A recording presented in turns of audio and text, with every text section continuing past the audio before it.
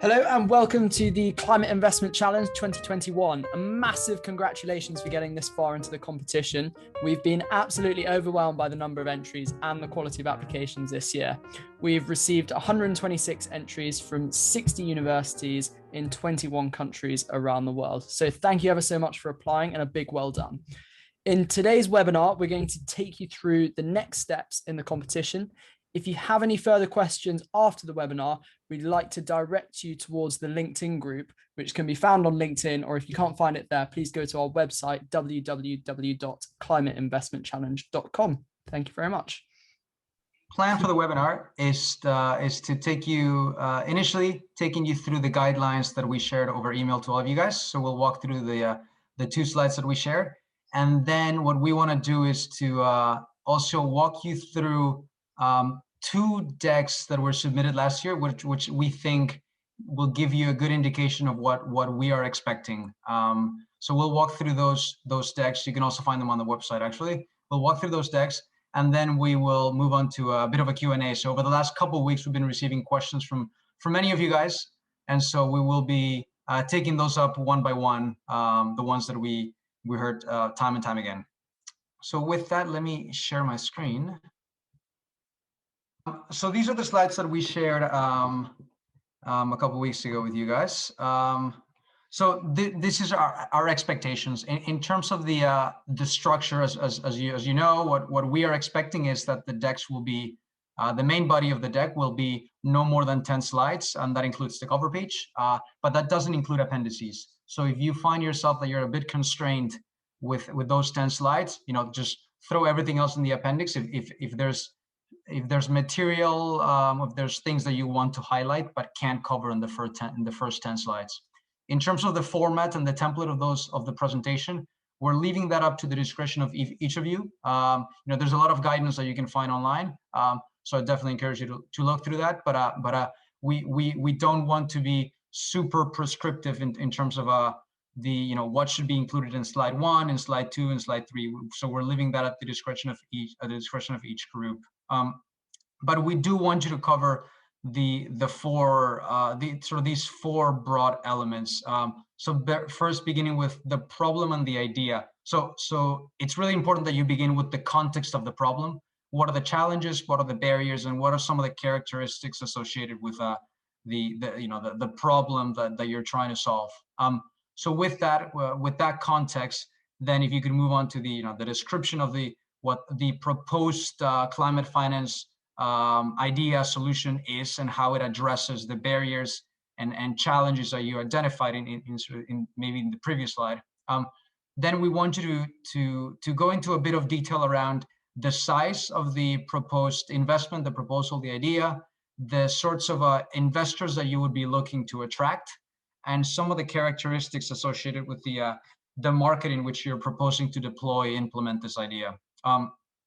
Then moving on to the 4th bullet point on the problem and idea, it's really helpful for us if you're able to draw out a diagram that basically shows the flows of cash, but also the flows of services among all the stakeholders involved, and that makes it much easier for us to understand what role each stakeholder plays, and what supportive roles other players are playing in the solution as well.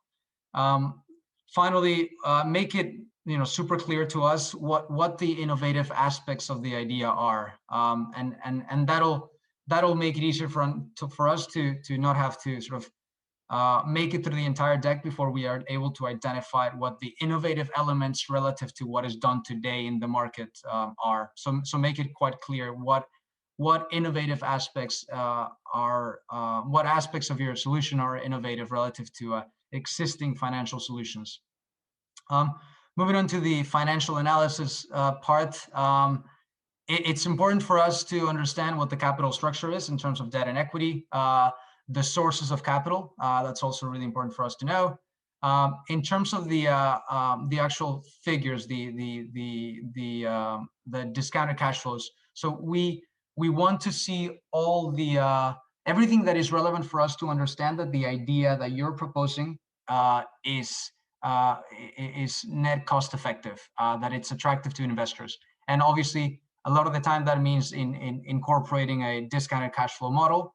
So we would certainly encourage you to have images, screenshots of the results, not a obviously don't paint a don't copy paste just a massive table, but summarize it nicely for us to understand what the return on investment is, what the IRR is, what the payback is, the time horizon, and also highlight a lot of the key assumptions that are driving the results of your discounted cash flows.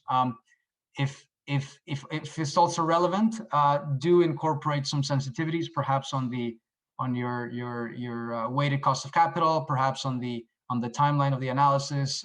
So do think about sensitivities and risks, and how could that could impact the financial results. In terms of the climate analysis, we would like you definitely to calculate, quantify the expected emissions impact of the solution, and you can do that either in absolute terms, or you could also do it in intensity terms. So maybe thinking about grams of CO2 per kilowatt hour. So that's what we mean by intensity terms. But definitely, it is a climate competition, so certainly do your best to estimate what the emissions impact will be, and do that both at the macro level. So thinking about the potential scale up of the idea, but also thinking about it at the local level. So thinking about perhaps there's a avoided pollution, thinking at a community level. So definitely also look at it from that perspective. Then finally, the last category on impacts and scalability and risks. Obviously, try to have the measurable climate, environmental, social, and economic impact of the solution. So definitely incorporate those into your proposal. Think about the scalability and replicability potential, and also what are some requirements that might be needed for the solution for your proposal to actually be scalable across geographies, across different sectors, and so on. Finally, talk to us about what it's required for your solution to actually be implemented. So in terms of the feasibility to actually roll out and deploy this proposal, and obviously on risks, highlight some of the major financial but also non-financial risks associated with your idea, and what mitigating actions you can propose to try to address those risks. So if we sort of sum it up in just a few general guidelines, it is an investment competition. So we want you to focus primarily on the financial aspect and financial flows of the solution, rather than the technology, the detail behind the technology supporting your idea. So certainly focus on the financial elements, make it more preeminent in your presentation. It's super clear that you articulate quite clearly what the problem you're trying to solve is, and so set the context of what you're trying to solve up front in your presentation. As we've highlighted a few times already, I think drawing out a diagram to illustrate what the roles of each stakeholders and actors in your proposed idea are is super key, and also that also involves focusing on who the target investors are and how they are involved in the idea. Again, as we made it clear in the previous slide, show the you don't have to show the full screenshots of the financial model and the results, but certainly summarize those nicely to make the point that yes, your proposal is profitable and is attractive to investors. And in general, as you're going through your presentation, do think about the evaluation criteria that we have on the website, and that's listed here. So thinking about innovation, thinking about feasibility, scalability, and replicability, and also obviously climate impact. So those are the guidelines that we shared. If there's any questions, again, drop a question on the LinkedIn group or send us an email. So with that, let me move over to I'm going to share my screen again, but I'm now going to walk us through two presentations that I wanted to highlight. This is one of the examples that I want to walk through. This is the Arctic Parametric Microinsurance. This was one of the top 5 ideas actually one of the top 10 ideas last year. This was from a team from Imperial. So as we have suggested, obviously beginning with what the problem is, what is the challenge, what issue are you trying to solve, and what are the major challenges associated with it. Expanding a bit more on what the issue is and what this means for local communities, and beginning to introduce what your solution, what the proposed solution is. Then what this team is doing here is basically summarizing their solution and linking that back to what the problem that they explained in the previous slide was associated with a significant decline in sea ice. Then this is one of the things that we keep highlighting, which is the presenting a diagram that describes the flow of cash, but also the flow of services between the different actors and stakeholders in the idea. So super critical. This team then presents some of the assumptions associated with their financial model, and they also provide some of the probability modeling that they did on the side and some of the results of that. This team also has quite an interesting way of presenting some of the key risks associated with their idea and how they propose to deal with those risks. This is not the only way to show how a risk matrix and how you can address those risks, but there's many ways to do it. This is just one way. Then moving on to the expected impact, at least on a qualitative level, of the ideas, and they've also highlighted how those align with the Sustainable Development Goals, and also now here a slide on scalability. So other areas that their solution could be expanded to across sectors and different geographies and so on. So thinking about scalability and replicability. They do have a slide where they highlight their profiles and why they're a good team. This is not necessarily a must, but it's if you want to include it, go for it. But it isn't a must and an expectation from us. And then, as you might expect, there's a bit more detail that they present related to their idea in the appendix slides. So that's one of the two slides that the two decks that I wanted to show. And then the other one is a team that did make it to the top 5, and they did present in the finale. So I'll quickly walk through this as well. This is a team from the University of Cambridge, a team of MBAs. And their idea was their Sustainable Cattle Farming Fund. So they started with an executive summary, which was quite helpful to have. But if we go into the main body, so they begin with the problem. So what is the problem associated with the cattle industry in Brazil?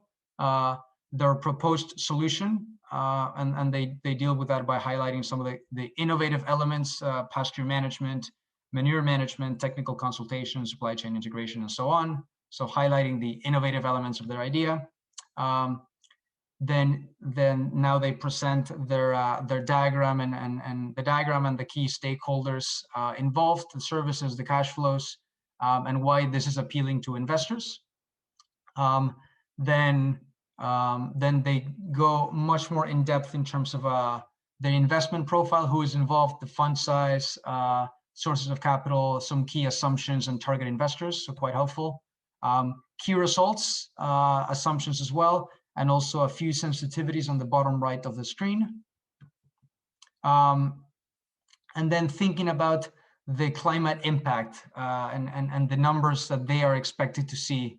So they do provide their expectation in terms of the avoided emissions and reduction of the deforestation area in Brazil. So adding some numbers behind the climate impact.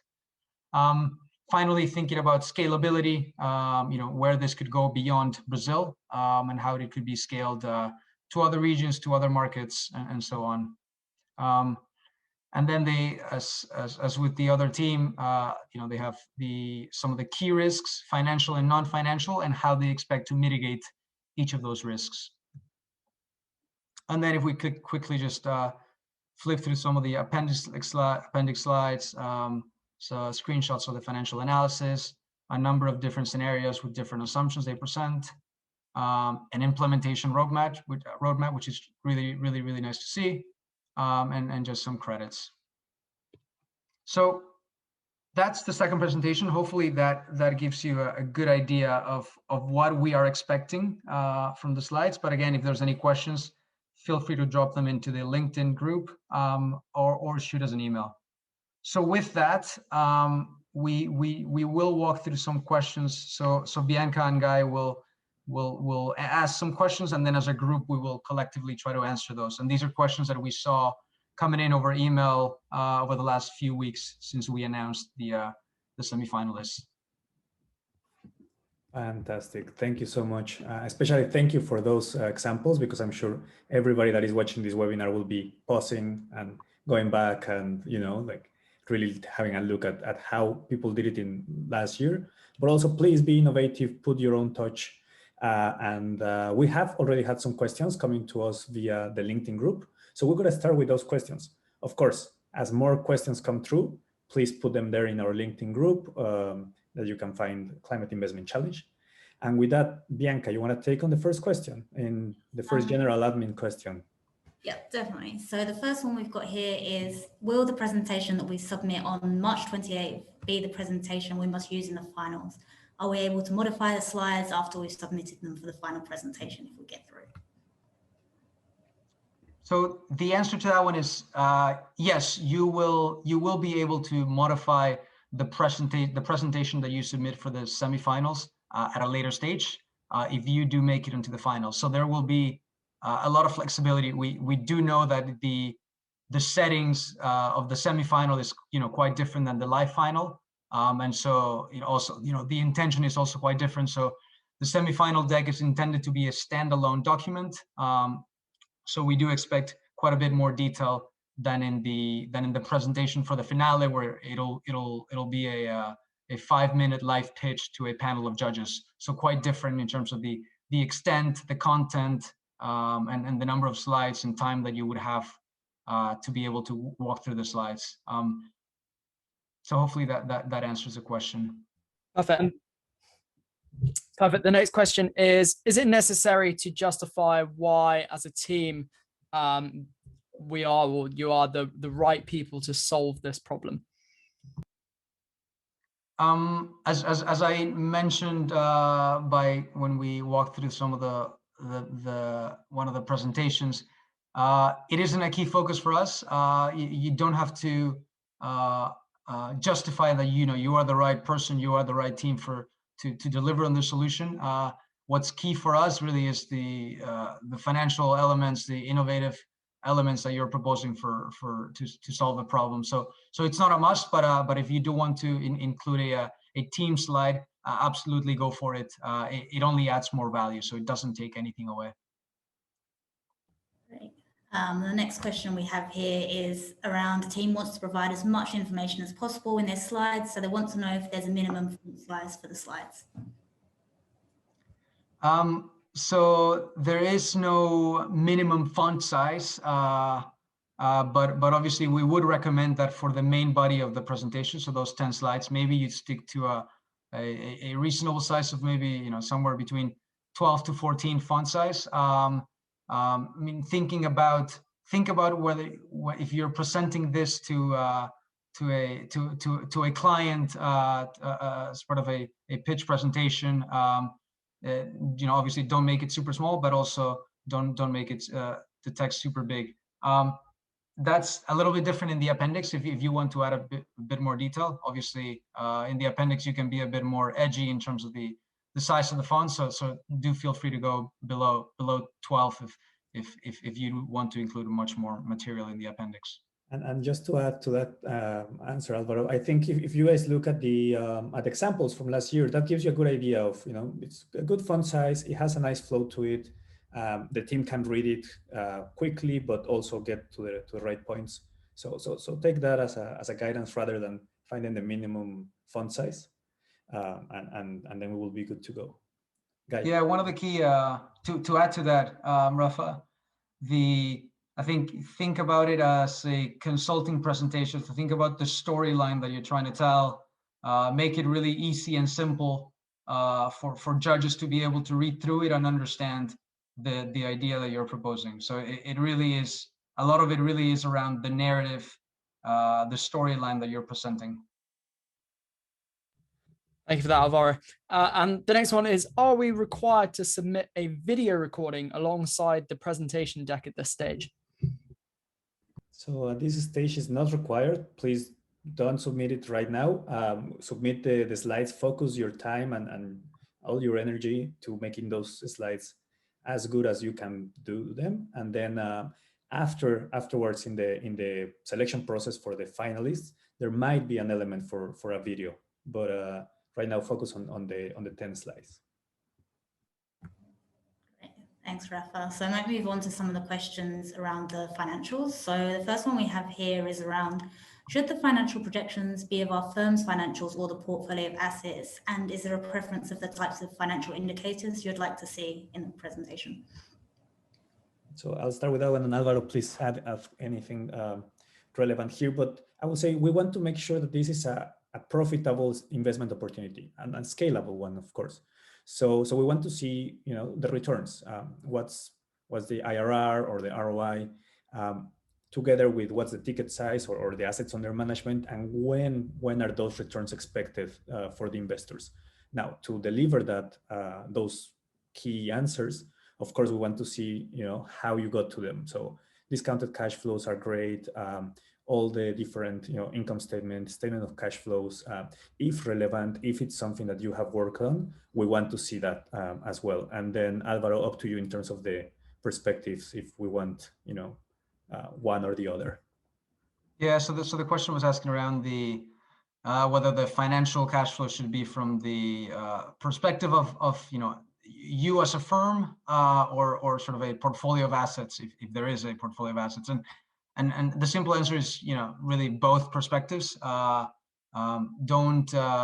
think we would want to see it both from the firm's perspective, but also if there's a portfolio of projects, then absolutely also from that portfolio perspective. So as long as it makes it easier for us to understand the proposal as being profitable, then that's that perspective we do want to see. Great, thank you, Alvaro. And I think one final question here is around climate impact assumptions and ESG indicators. Is there a particular preference for mostly macro impacts, or would a team also find value in local contextual impact case studies, for example? And then sort of part two of this would be, would renewable energy production count as carbon equivalents reduced under our own framework, if that makes sense? So I'll do my best to answer the question, and then Rafa, please jump in. So I would say localized climate impacts are probably just as important as macro level impacts. If you look through some of the top submissions last year, a lot of the ideas were local, and so because a lot of the ideas were local, really small communities, then the impact that was quantified and at least or quantitatively determined, or also qualitatively addressed by the teams, were localized impacts around pollution and so on. So definitely don't discount localized impacts. If you can highlight those, absolutely do. And also if you could do the same for more macro level emissions impacts. In terms of electricity production from renewables, and what that means in terms of a avoided carbon emissions equivalent, I would say present it both ways, if that applies to your project. So present expected electricity production from any renewable assets that are part of your idea, and if relevant, in some cases, if that renewable generation is displacing, offsetting some fossil fuel, some electricity generation that uses fossil fuels, then do make the conversion into expected carbon avoided emissions.